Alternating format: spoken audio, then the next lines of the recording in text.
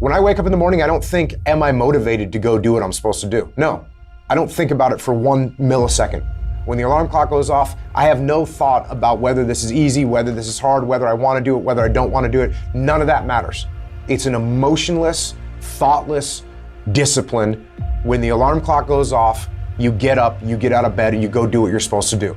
I don't care how it feels. I don't care if it's easy or hard.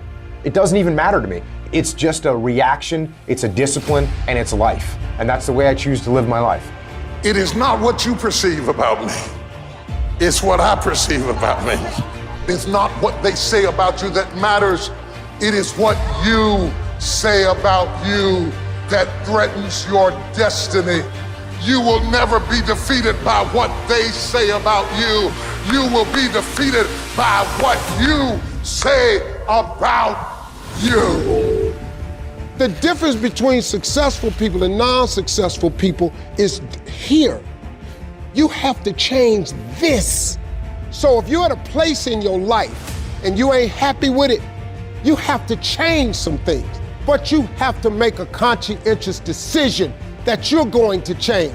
And it's not dependent on anybody else. It don't matter what your mama think. It don't matter what your coworkers think. It don't matter what your siblings think. It don't matter what your children think. It don't matter. They have nothing to do with it. This decision is yours and yours alone.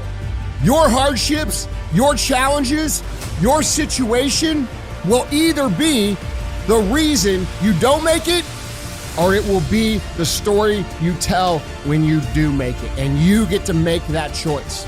Those of you that are achieving, one of the reasons the achievement is slowed down is you've allowed yourself to feel less desperate.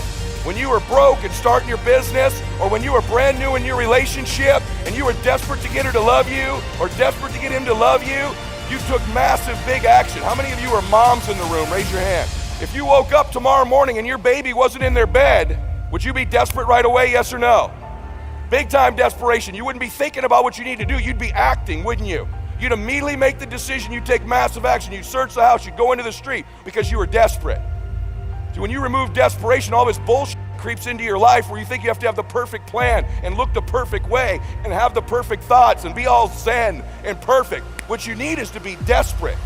What you need is to get after it.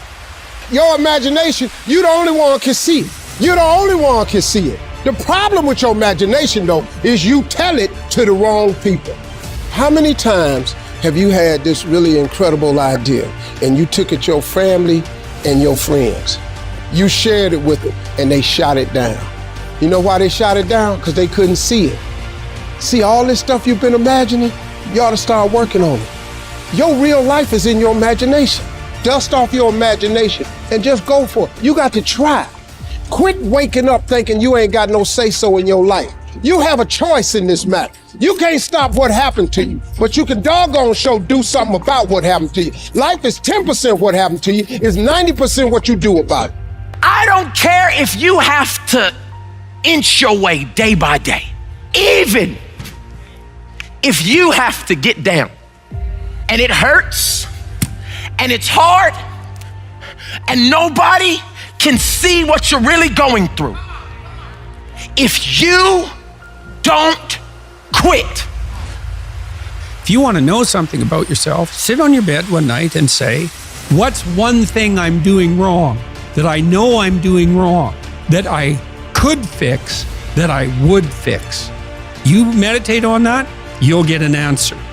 And it won't be one you want, but it'll be the necessary one. Everything that's happening to you is God is processing. Every difficult moment you're having, He just processing it. That's all He's doing. Everything you're going through is preparing you for what you ask God for. And if you need to be tough when you get to where you're going, then He gonna toughen you.